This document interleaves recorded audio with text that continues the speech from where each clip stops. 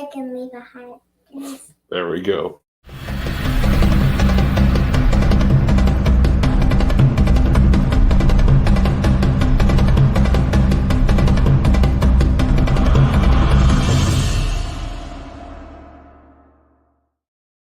Hello, everyone, and welcome to the Vidor Locksmith Show. I'm your host, David Gibson, where we are unlocking the secrets to success in the oil and gas industry. One interview, one technical presentation, and one technical screw-up at a time. Thank you guys all so much for being here. It's an absolutely amazing Friday. Sorry I wasn't with you guys on last Friday. I was too busy competing in the IBJJF no-gi PANs competition, where I ended up taking gold. Yes. I am the baddest 40-year-old blue belt at 200 pounds on the planet right now. So much love, but thank you guys for still sticking with us and being here. Much love also to our sponsor today. Keydrill is the sponsor of the show today. So much love and support to be able to give to those guys. I know that most of those guys, I don't know if they're on their way back yet, but they were at Adipec this week. Anybody else that was out at Adipec this week, please give us a comment in the comment section. Let us know how was the event. It's turning out to be, it looks like to be one of the biggest oil and gas showcase events of the calendar year. I think it is. It looks to me like it's eclipsing OTC. OTC is a shell of what it used to be. So it's very interesting to see. For everybody else out there, let us know where you're watching from. Love to be able to give everybody a shout out here on the screen for today's show. Speaking with today's show is going to be absolutely phenomenal. Have an amazing guest in Andy Wood to be able to talk about pretty much everything geothermal. Nothing's off the plate. Let's just talk about all of it. He's a great expert in that area. So like I said, let's say hi to some people who all's tuning in. So Jesse says, looking forward. Thanks for being here. Richard says, yo, David. Well, thanks for tuning in, man. I do appreciate it. There we go. John Weatherly. He's one of the Keydrill guys. Says he's still in Abu Dhabi, so I'm guessing it's fairly late at night. There we got Peach Holtzman. Says he's tuning in from Oklahoma. Peach, still want to have you on the show. Need to reach out to you again. John Weatherly says, congrats on the goal. Thank you very much, sir. I do appreciate it. LinkedIn user gives us the thumbs up. Whoa, somehow John DeWart's not the first commenter. He's like, what is this? 1, 2, 3, 4, 5, 6. He's seventh. You're slacking today, John, but thanks for tuning in there in Wisconsin. It's the Road America. LinkedIn users tuning in from SF, maybe San Francisco. I'm guessing that's the SF. I'm guessing, hopefully. Yeah, John Weather says Abu Dhabi. Adipec had 160,000 attendees. Wow, that is insane. That's the biggest oil and gas show of the year now, easily. That's a lot. Oh, okay. I guess that's got to go on my schedule now. Well, congratulations to the Keydrill guys for being smart enough to go out there and be there. I guess I should have gone, but then I had the competition, had some other things on the calendar already. Jesse says this is a geothermal decade. All right. Johnny says howdy. Thanks for being here, sir. LinkedIn user says greetings from Austin Hill Country. I mean, that's where I'm at. I'm out here in the Hill Country, so I'm not sure who that is, but hey, come stop by the office. Say hi. So Reese Rice says good morning from Houston, Texas. Well, thank you for being here. My co-author, or actually we should say the lead author of the SPE paper that we're working on, Blind Trust, right? Mark Wellerth. This morning from Denver, right? Mark, thanks for being here. Do appreciate it, sir. All right. Y'all can continue. Give us some shout outs here on the show. Continue to go. We'll say hi to everybody. But first, we're going to give you guys a quick little commercial from our sponsor, Keydrill. But before we do that, we got to tell you guys what's up for grabs today. So hashtag Keydrill, and these guys came through. We've got a Keydrill cup. This is one of those nice, it's an Arctic cup, nice Arctic cup, the koozie. So we're keeping on brand with keeping our drinks cold. Oops, dropped it. No worries. We got ourselves a Keydrill pen. We've got a nice little Keydrill, I wouldn't call it a tally book, maybe journal, notebook. Either way, still very good. Running out of space here on my desk. And this was really cool. little Keydrill USB drive. Now, granted, some companies have outlawed these, but they're still useful. Still good to have. I always keep one of these in my backpack just in case, right? And top it all off, of course, a Gibson drill bit, right? So if you're interested in winning any of this, put hashtag Keydrill into the comment section now for your chance to be entered to win. All right, here's a quick little video from those guys, and we'll be right back with you.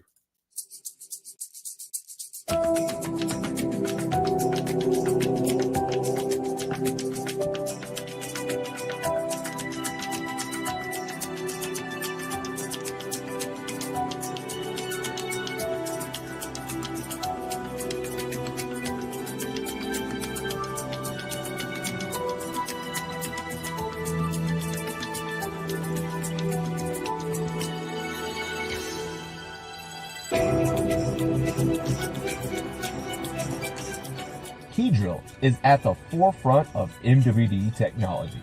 Driven by ongoing research and development, our systems are built to be rugged, modular, and customizable, meeting the specific needs of the industry.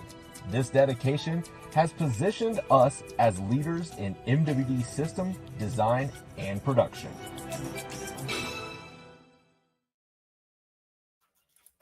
All right, special thanks to the guys there at Keydrill for that. Do appreciate it. We'll get you guys, let's see. Yeah, we'll keep it going for the episode. We can always draw these down here towards the end. Let me take this thing off the screen. Got to scroll around, put all the stuff. There we go. All right, without further ado, our guest of the day, Andy Wood. Andy, thank you so much for being here, sir. Really, really, really do appreciate it. It's my pleasure. Great to be invited. Thank you. Well, I've seen a little bit of your background on LinkedIn. I know anybody else can do the same, but give us your background. Tell us what do you do in the industry and how did you get to where you are today?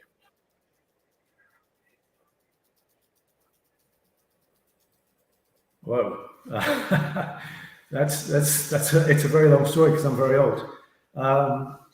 Yeah, I started work as a mudlogger about 100 years ago, it seems, but working in the North Sea. I was working with Baker Hughes, then called Xlog, and I thoroughly enjoyed it. I think I was probably the most enthusiastic mudlogger there ever was because I just thought it was the best job in the world.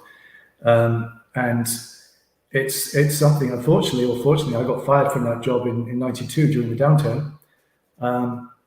And as a result, I kind of looked around. I did a little bit more mudlogging afterwards, but then quickly went into wellsite geology, which was a great thing for me. So it seemed that getting made redundant was probably the best thing that happened to me at the time, although it never feels like it.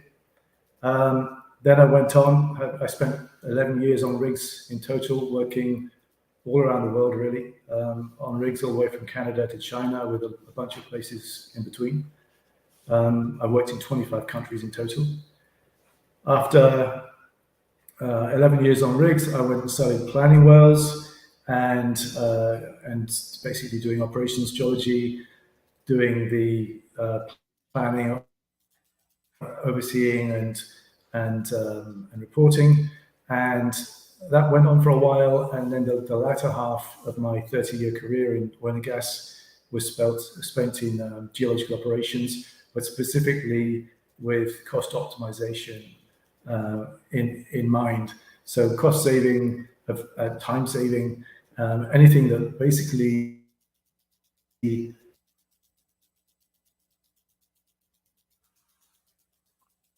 shaved time and money off the job. So then, having spent a lot of time managing various operations in East Africa and Southern Africa, consulting, doing interim management, again focusing on operational optimization, and ultimately I was looking around at a way to kind of move out of oil and gas due to its uncertainty, and also because I couldn't see myself going any further within oil and gas. And as a result, I kind of wanted to join up my love of environmentalism and drilling and geothermal was the obvious thing. So that's kind of where I ended up. Unfortunately, I didn't know anybody who worked in geothermal. I didn't know how to get into geothermal. So at the age of something more than 50, I started getting careers advice just from a regular careers advisor, and he told me how to leverage LinkedIn, and I found that it kind of worked.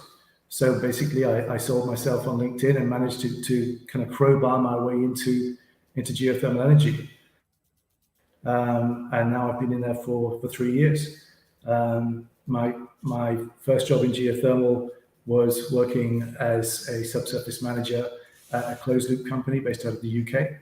And it's been a fantastic education, kind of ripping me away from oil and gas and also away from the big business side of oil and gas. I've spent a lot of time talking to individuals from all kinds of walks of life, and it's been a fascinating journey. So as of a couple of months ago, I'm no longer with that company, and now I'm kind of regrouping, and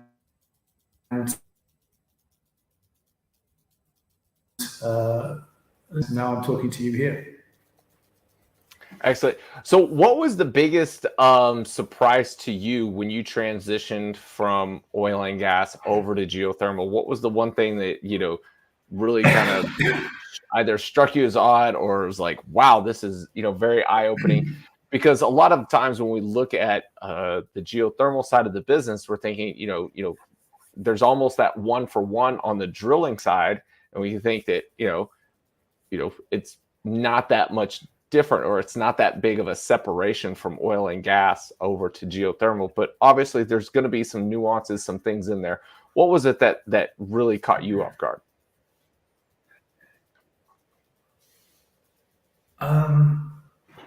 Well, as I've mentioned, I'm old, so not very much catches me off guard anymore. Excuse me. But there are nuanced differences. They're not vast. Of course, the commercial aspect of geothermal is what separates it hugely from oil and gas.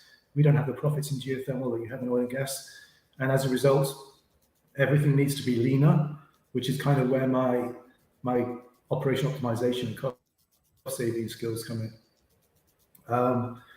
But I think the thing that struck me the most was the general enthusiastic welcome and the camaraderie within geothermal.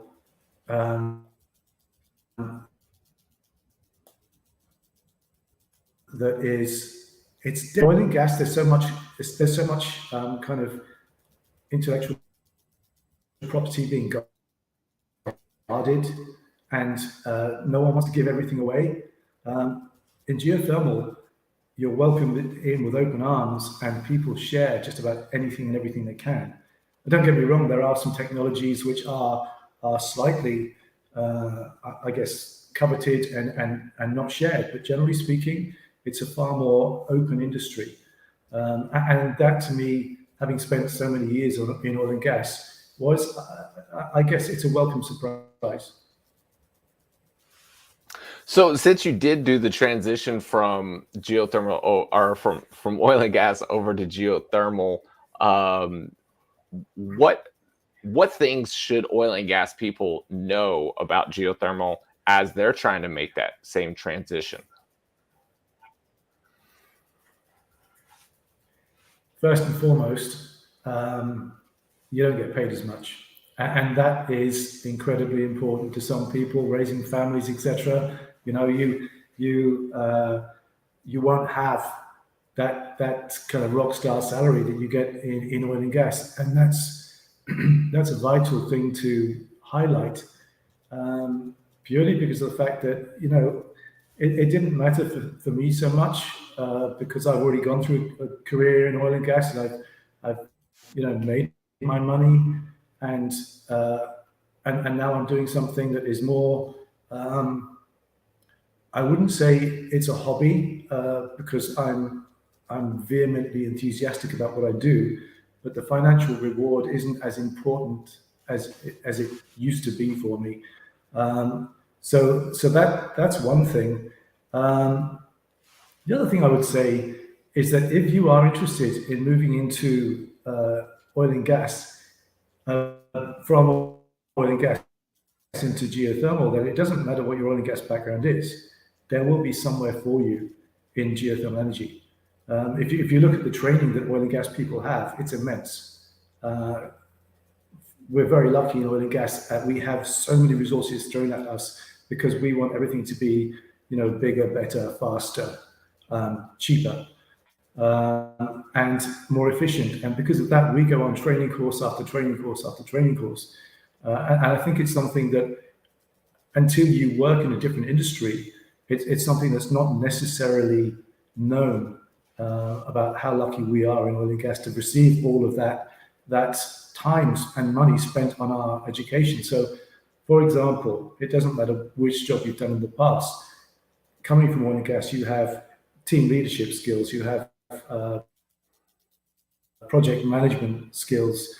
You can take your direct skills. Geoscientists, we need modeling in geothermal as well. Of course, there are jobs that are identical. Drilling, just about everything in drilling is exactly the same. But I guess the important things to know is that there is a place if you want it bad enough and if you push hard enough.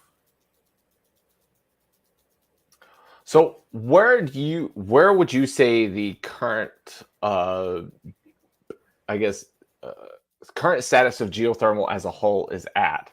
I know that there's a lot of different new startups that are looking at geothermal in a different light on either how to be able to, like, you get closed loop systems, you have ESG, I think is not the regular ESG, but the essentially frac to fracs talking to each other. What's the current status of geothermal that we should know about?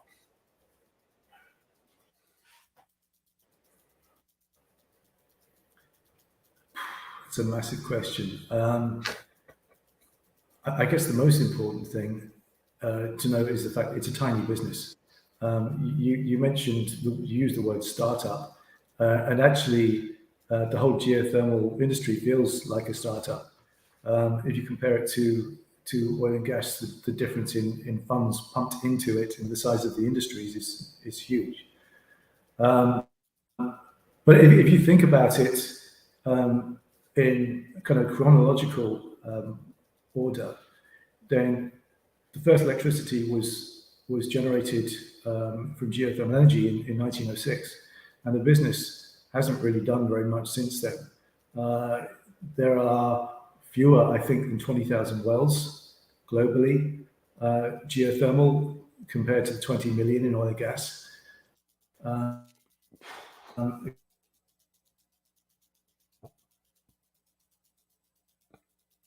It gives you an idea of the difference in scale. There has been in the last 5 years, and that is because of the injection of oil and gas technologies, I suppose. You mentioned EGS, enhanced geothermal systems. That's the old school way of creating geothermal energy, and that's basically drilling 2 wells. You pump water down one, hopefully the water then travels to the other, heats up, you harvest that water from the second well, usually through a granite, something like that in the case of EGS. And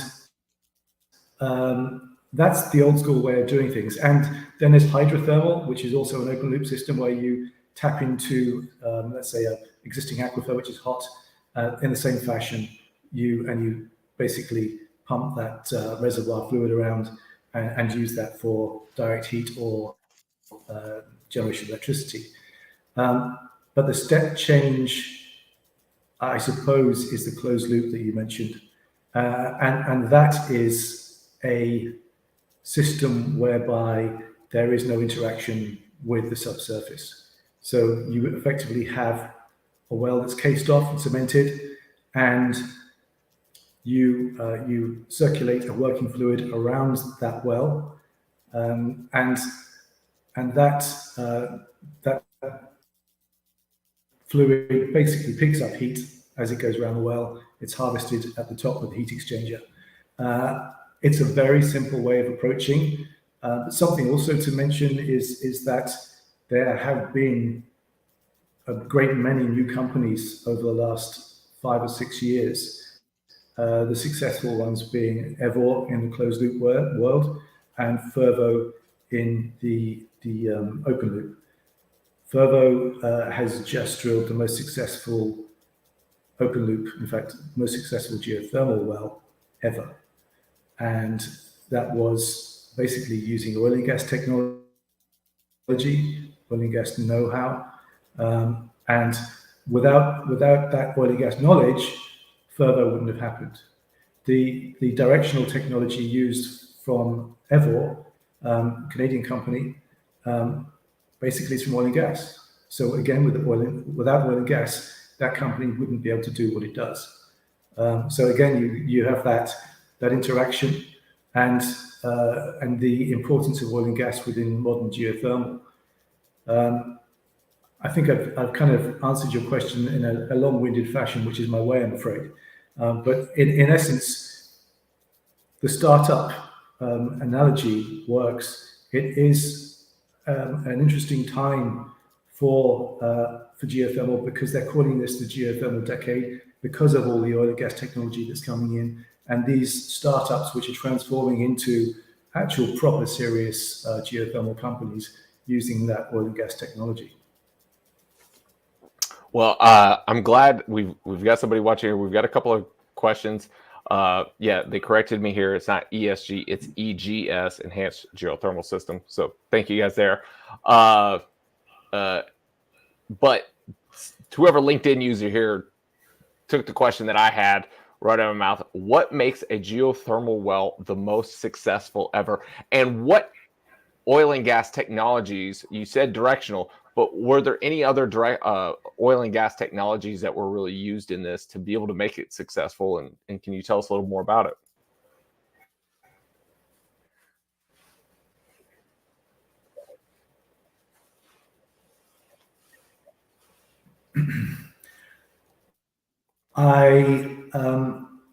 I'm not aware of the nuts and bolts of we're referring to Fervo, which is a US-based company. Their pilot was drilled in Utah. And what made it the most successful was the amount of heat and basic power output they could generate. And in the wells that they drilled, they managed to generate more than 3 megawatts of electricity. Now, to put that into perspective, in a country that uses its energy efficiently, like the UK, for example, that 3 megawatts of electricity is enough to provide energy for approaching 7,000 houses. So it's a significant success. And built on the back of that success, Fervo have recently announced that they are going to build a 400 megawatt project. Now that's huge. And they are trucking on, again, using that oil and gas project delivery and I guess managerial knowledge in order to move things as quickly as they possibly can. Going back to the technology side of things, again, it has to be directional first and foremost, but also in the case of the open loop, you need that data acquisition side of things. And that's something, again, oil and gas knowledge is being applied to geothermal challenges and solving the issues. There are a couple of guys. It's not a couple of guys. It's a large team of guys in a company called Hefe, and they are from directional drilling and LWD backgrounds. And what they're doing is developing tools which can survive up to the kind of temperatures that we need in geothermal. And they are incredibly ambitious. Ultimately, they are planning to build tools that can function in 300 degrees Celsius, which I can't convert that to Fahrenheit, but it's hot. when you consider the HPHT boundary is half of that. The idea, I think it makes that around 600 Fahrenheit, but that's a linear conversion in my head. It might be wrong, but it's hot. So again, it's oil and gas impetus, enthusiasm, knowledge, basically going, and also a degree of money as well, which is being thrown at these problems to solve them. What do you think is the next hurdle that the geothermal industry as a whole needs to be able to overcome to start getting to the next step?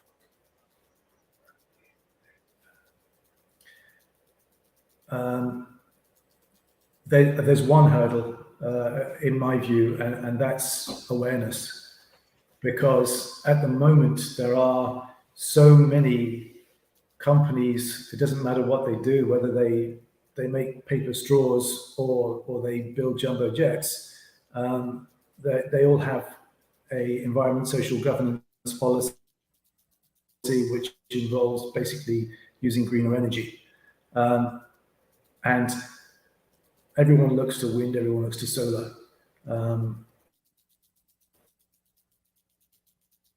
Some look to it, but no one looks to geothermal because it's such a small industry. It only accounts for 0.3–0.4% of the world's energy consumption. So people, for example, over the last 3 years, I've spoken to so many people who run breweries and distilleries. I don't mind talking to them. It's a great thing in my view. It's very interesting. But they're contacting me because they're interested in using, and these guys are reaching out to me because they've seen me on LinkedIn and they've seen me basically endlessly talking about what geothermal can do. But it's a very, very small amount of people that are aware, and that awareness, I'm pleased to say, is being raised by people like Jesse, for example, who's just correcting you on your ESG/EGS abbreviation. We need more and more people to stand up and shout about geothermal, because when people become aware of the fact that you can drill a hole in your car park and parking lot, apologies, and create geothermal energy from that, no matter where you are, then that is a great thing. I mean, for example, going back to the use of direct heat, any industrial processes that uses direct heat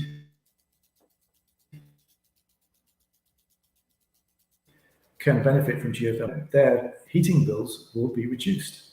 So that's a massive cost saving potentially. And over decades, which is, these geothermal wells can provide for, then they're going to save themselves a large fortune. But until they've seen it, they don't know about it. So to answer your question briefly, it's awareness. That's the only obstacle. Interesting. Okay, so we got a couple of questions that are starting to come into the comment section, so I want to start getting to them before I get too far behind. Jose asked, what makes a geothermal a good way to invest? What do you value, and how soon would you expect to be able to make money? That's a really American question, if you don't mind me saying. That's the kind of question that I get coming from speaking to Americans, particularly those from oil and gas. It's like, how quickly can we make the cash? And it's a very important question as well, actually, because the return on investment is not the same as oil and gas. If you drill a geothermal well, depending on the efficiency, it could take, 10 years or more before it's making a profit. I drilled oil and gas wells that have paid for themselves in 2 months. So it's a really, really different dynamic. So that's one thing. The commerciality, the scale of the commerciality is very different.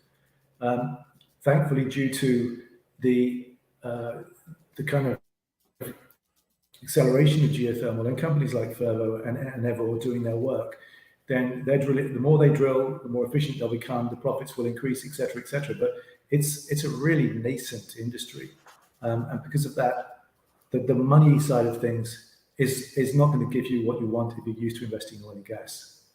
But what it does do is provide you with that environmental stamp on your company or your project that can help basically satisfy your environment, social, and governance charter. And that is an incredibly important thing to many companies, particularly those that have signed up for the UN Accord. So it's a very different thing. Something else you should know is that success isn't guaranteed. So I'm not selling it very well, but it's so effectively there's a risk of drilling open loop wells in particular. Somewhere between 10 and 25% of wells will fail. And that's based on the open loop system because of lack of communication in the subsurface. So it's the same as oil and gas. There's kind of an exploration risk because you never know what you're going to get. Although saying that, if you're exploring oil and gas, but the rewards are higher. So there are lots of moving parts to the equations. But there is an opportunity to make money if you join the right company at the right time, or you start your own company, for example. Because of the way that the geothermal business is expanding, and the way that these startups are turning into serious going concerns quite rapidly. It's a complex industry, but you do need to be aware going in before you decide to put your money into it. Excellent. All right, this one's from Omar. What are the challenges for countries who are new to geothermal drilling? What would you advise on selecting type of rig for geothermal drilling? What critical controls should be in place for countering the unexpected challenges associated with geothermal drilling? Excellent question.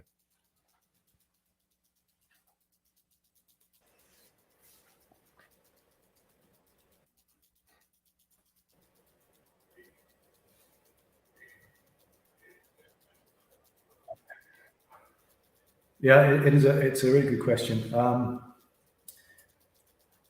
I guess the most important piece of advice is contact someone who knows what they're talking. It's the same as if you're drilling on an oil well anywhere in the world that doesn't have an existing oil and gas business. You need to speak to people who've done it before. You need to speak to specialists. It doesn't really matter today that your country has never had a geothermal well. The drilling practices are the same as oil and gas. There are millions of people worldwide working in oil and gas who can help with drilling of wells. Not all wells are incredibly hot, so you don't need to worry about that high temperature aspect of drilling. You also have to remember that you don't need to be looking for electricity. Direct heat is an incredibly important aspect of geothermal, and that's something that is incredibly beneficial in many ways. First of all, it means, for example, you want to do geothermal in your country. Your gradients aren't great, but you do have funds for a glasshouse complex. You can drill a well just about anywhere in the world and have enough heat in order to provide enough of a temperature to produce anything you like, any fruit or vegetable that you like, under a glass house situation. For example, in Iceland, they have an 11,000 square meter glass house project, which provides 40% of the country's tomatoes. Do you know what I think I'm right in saying they actually produce wasabi in Iceland as well, under cover of glass houses. So it doesn't matter where you are. If you have the drive to set up a geothermal project, then it can be done just about anywhere. Of course, there are some restrictions. I recently looked into some geothermal projects in the Northern Territories of Canada, in the ice road areas. And that can get a little bit expensive purely because of the fact it's difficult to move rigs over those roads. And you can't, they don't have any rigs in the area. But with scale, that kind of problem can be circumnavigated as well. And that's kind of one of the areas again that oil and gas is helping is that we have that problem solving mindset that we can do anything anywhere. All right. Questions are still coming in. You guys keep asking them. What kind of bottom hole temps and formations are being targeted for commercial geothermal projects?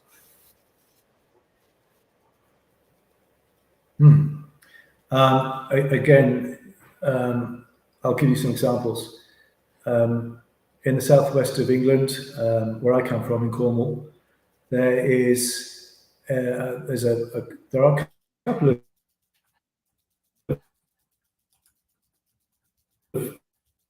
geothermal projects into granites, and they targeted temperatures of around about 200 degrees Celsius. And the plan there was to generate electricity.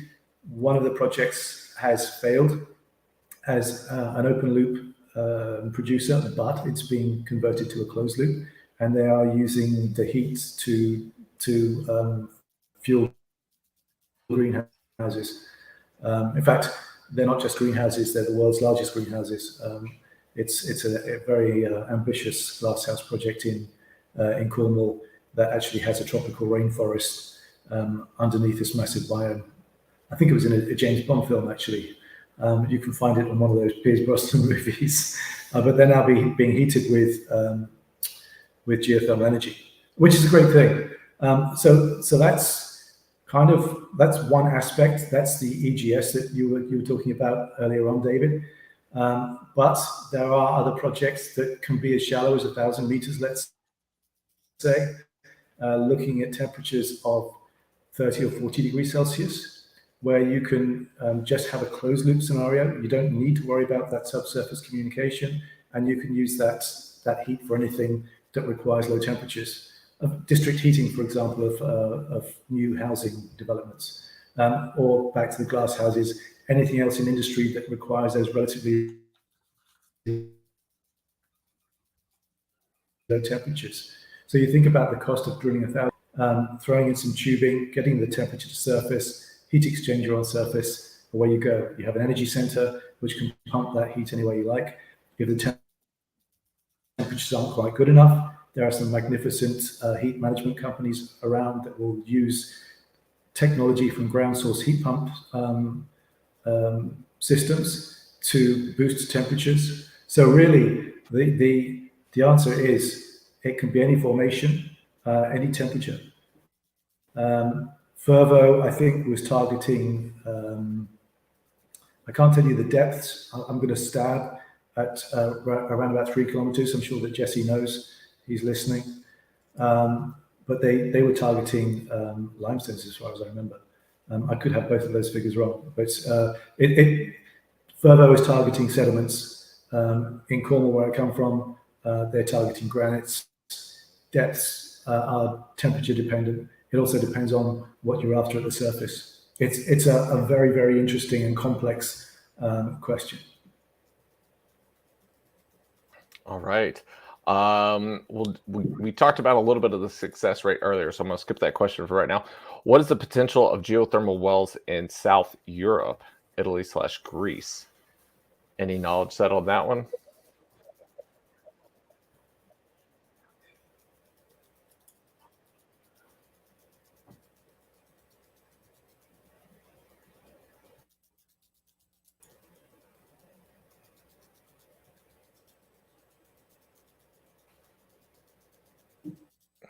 Sorry, David, I didn't get that. You're breaking up a little bit. Oh, what is the potential for geothermal well in South Europe, Italy/Greece? I know we're working on a little bit of time delay. Just let everybody know that there's just a little bit of lag between myself and Andy. Well, that's a really good question, and it's easy to answer. Actually, it's almost a gift because the first. So it's really good. Anywhere, really, if you're looking for generation of electricity, you want to look for plate boundaries. So if you're familiar with that map of the globe, around the Ring of Fire, where Africa meets Europe, of course, there's another plate boundary all the way along the Himalayas, including India, down in the other side of the Pacific, Indonesia. Then there's the Rift Valley in Kenya. I'm guessing that Hawaii would be a great place. That's not a plate boundary, but that's one of those exceptions, a hotspot. So those, if you're looking for high temperatures, those are the very good places to look. Greece has healthy geothermal gradients. They're producing electricity just next door in Turkey. Turkey has a pretty established geothermal industry, actually. So yeah, very, very promising for both of those countries, and I anticipate there'll be more and more geothermal projects in those two countries in the coming years. All right. Just a quick comment here from Jesse. Says, indeed, the rate of ROI for geothermal is longer as compared to oil and gas, but the production of geothermal is longer too. So just a quick thing there. Johnny says, Dutch farmers have been heating greenhouses with geothermal for decades. It's chasing the 300°C wells that will be game changer, but that won't happen soon in the Netherlands, but there's plenty of houses to heat here. Then we'll jump into this question. So open loop versus closed loop, which one is most likely to produce more energy and for a longer period of time in general terms? How common is it to drill multilaterals in geothermal? Cruz, thanks for your question. A former guest here on the show. Yeah, it's a great question. Open loop is always going to provide more heat, and therefore, if you convert it to electricity, more electricity. In just because of the fact that it's relying on convection, not conduction. Closed loop is basically going to be a cheaper option. Closed loop can also be a backup option for open loop when it fails. There's less of a risk in closed loop. As I mentioned just before, the risk in open loop is somewhere between 10 and 25%. So again, it's a complex question. Regarding the multilaterals, Evor's technology is purely based on multilaterals. They have an incredibly ambitious multilateral design, which kind of looks like a pitchfork, with each fork being two wells that join each other. So they must be using some kind of range finding technology in order to do that. That's a closed loop scenario. So it's an interesting question. No two geothermal companies provide the same design of solution, but a lot of them do the same. Lots of the closed loop companies might, for example, consider a bilateral design. Not really multilateral, but some just look to keep it simple. Evor is incredibly ambitious and looks for that very, very elaborate design. But yes, absolutely, multilateral work is going to be a big part of the future of geothermal. All right. Next question here from Celine. How is the drillability of closed loop systems in hard rocks, which usually accompanies high temperatures? Also, directional drilling for hot, dry rock applications. How is our global success rate?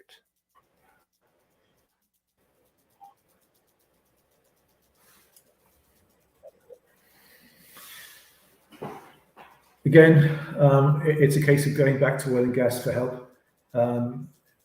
It's interesting looking before the romance between geothermal and oil and gas started. They were two very separate industries, and there wasn't very much collaboration. And in those times, a lot of the geothermal, or more of the geothermal wells, failed because of the fact that they weren't leaning on that oil and gas expertise. But now, in fact, it's really interesting because in the 50s, the PDC was designed, and the PDC bit is a great tool in the right place. But I've seen so many geothermal projects that haven't used PDC bits. The oil and gas business took the PDC and they made it into something that is a beast. And there are so many applications for PDCs, and they're being forever developed. You look at a PDC bit now and compare it to what they could do 5 years ago. Today's are chalk and cheese. They can do something that's a lot better. So if you take a PDC bit and you put some kind of hammer behind it, you can achieve really reasonable ROPs in granites. And it's something that is becoming more widely known. And again, because of the collaboration and the input from oil and gas to geothermal. And also, I guess, the fact that a lot of these new geothermal companies are being formed by oil and gas people. So it's a natural thing to do. But the old school geothermal business is also coming and seeing what's being done, and they are actively participating in that collaboration as well. So the business is changing really quickly. I worked in drilling for 33 years now, and my experience is you can drill a well any way you like, as long as it's designed properly. If you engage with people who've done it before, then you're always going to have a better recipe for success. And there's always someone who's done it before. They usually come from oil and gas. There we go. Next question here from Nilton says, what would be the hole sizes required for a geothermal application and the type of connections? I assume a premium gas type connection would be necessary.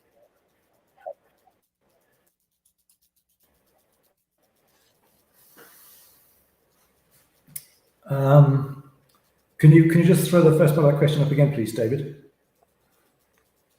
What would be the hole sizes required? Because we're talking about heat exchange. Because we're talking about heat exchange, then of course the larger the hole, the better. If you can TD a well in 12.25, then that would be fantastic. That's not always achievable. It depends on direction, depth, and so many other things. So as large as possible, you always want to go as large as possible. And as I say, that depends on the circumstance which everybody listening will be aware of. Regarding connections, I'm guessing you're talking about pipe connections. It's what we're using is standard oil and gas equipment most of the time. Some of the completions might require things like expensive things like vacuum insulated tubing in order to optimize the heat that you can get from the well. But generally speaking, it's standard oil field gear.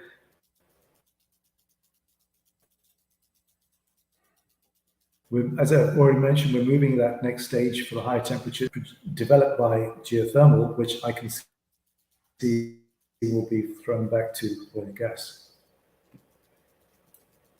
Yeah, that was actually going to be my next question. Is there any technology that you've seen on the geothermal side that could be applied or move over to oil and gas? Yeah, I'm specifically referring to the guys at Hefe, Steve Kruss and John Clegg, directional drilling LWD from oil and gas. They are developing these really exciting new tools. they're being incredibly successful with what they're doing. They're looking initially for temperatures of, I believe, 210 degrees Celsius, which is pretty impressive in itself. But in the 10-year horizon, they're looking for this 300 degrees centigrade. Now, at the moment in oil and gas, and so they're not just looking at the directional side, they're looking at LWD basically. So if you consider oil and gas, the ultra HPHT is around about 200, and lots of tools will get fried. The main players in LWD will go through special processes of kind of baking their tools in order to prep them, hoping the boards don't fry. But what the guys at Hefe are doing is they're completely redesigning. They're using space age technologies, and that is something that will be very attractive to oil and gas when they have their ducks in a row and their demonstrators lined up. All right. We'll make this the last question of the day here. So, Mr. John DeWar, Andy, one of the big uncertainties for closed-loop geothermal is the rate and longevity of convection and conduction of heat through the rock to the well. Can you describe how well this is currently understood? And I'll leave the question up there for a second so that you've got plenty of time to read it. Yeah, thank you for that. It's very well understood, actually, and the main reason that's understood is thanks to the ground source heat pump industry. Those guys have been modeling heat degradation over time for decades, and that is incredibly important. The physics is the same.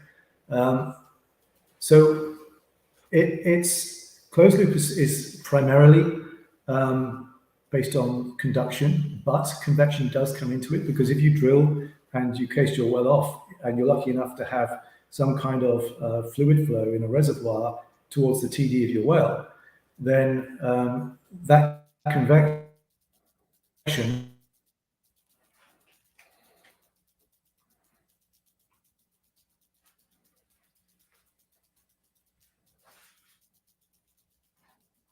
Uh-oh. will help basically keep your, because of the fact that Seraphim, the company I used to work for, has just, in fact, they're still in the process of using a demonstration well in North Yorkshire, in the UK. And as far as I can see, their model temperature is being achieved. And the great thing about it is that you can adjust the flow rate around your well depending on the longevity of the project. So, of course, if you circulate a fluid at 10 liters a second, as opposed to 20 or 30 liters a second, then your well is going to degrade as far as the heat is concerned over a longer period. So you can adjust those in the modeling in order to optimize the production of that well. And they will last decades and decades and decades. We don't know how long yet, but 50 years is not going to be unheard of. And that's something that Jesse pointed out. Oil and gas well might produce for a few years and then be of no use to anybody, except for the geothermal industry, where it can be repurposed into a geothermal producer, of course. But the geothermal wells will go on for decades, and the mechanism of that physics that was being asked about is very well understood. Oh, Andy, thank you. Andy, thank you so much. Really do appreciate you coming on the show today. I know for everybody watching, I know there's been a little bit of a time delay and there's been some glitches with the the connection and stuff, but obviously Andy's gotten to this point because he took some really good career advice, which was to be very present on LinkedIn. So don't be shy in asking either the questions here, but feel free to reach out to him on LinkedIn if you haven't already. Please connect with him, send him a LinkedIn connection request, get in touch with him, follow the stuff that he's putting out there. There's always tons of great information there. So I do apologize to you guys for the connection stuff, but still plenty of great information throughout the episode. Andy, thank you so much. So what we'll do now, just because I can't forget, we've got great sponsors for the show. Let's share my screen. We'll click this one, share, right, and then put this up there on the screen. So for all of those people that put in hashtag Keydrill earlier, let's see, just like so, or no, that was hashtag grill, hashtag Keydrill. There we go. Thank you guys. Do support it. Appreciate the support, and to y'all and to Keydrill. So we'll go ahead and do the quick drawing here. And while this is going, Andy, any last thoughts or anything that you'd like to be able to share? Also, there we go. We've got our winner. Reach out to me on LinkedIn, sir. Yeah, I guess last thoughts are, first of all, I'd like to thank everyone for listening and bearing with us with the connection and my particularly low broadband speed today. But it's also it's incredibly flattering and heartening that people have paid time in order to listen to what we're saying. Geothermal is an incredibly important business going forward. It's an incredibly important energy source, and it's just growing and growing and growing. The business is expanding. If anybody would like to know more, please reach out to me, and I will be happy to discuss at any time. All right. Well, Andy, thank you so much for being on the show. I do appreciate it. Thank you to Keydrill. Thanks to everybody. Like you said, for paying in time to be able to watch it blows me away anytime somebody's watching this instead of Netflix. So to be able to win out over Netflix, Hulu, and all the other Disney Plus or whatnot, it means a lot to me. So guys, we've got some amazing episodes coming up. Next week is Katie Rudy. The week after that was going to be Mike Brignac, but we got to schedule somebody else. So still looking to be able to put somebody else there on the calendar. But we've got a couple more shows coming up with you guys week to week here. I won't be taking any time off, I think, on this show until probably the week of Thanksgiving, late November. So we're going to have a lot of Vidor Locksmith episodes coming up. So please stay tuned. Watch it. Connect with me on LinkedIn. You'll see which ones are coming. You can go to the website, get the newsletter and stuff. Until then, everybody have a wonderful weekend. And as always, know your industry.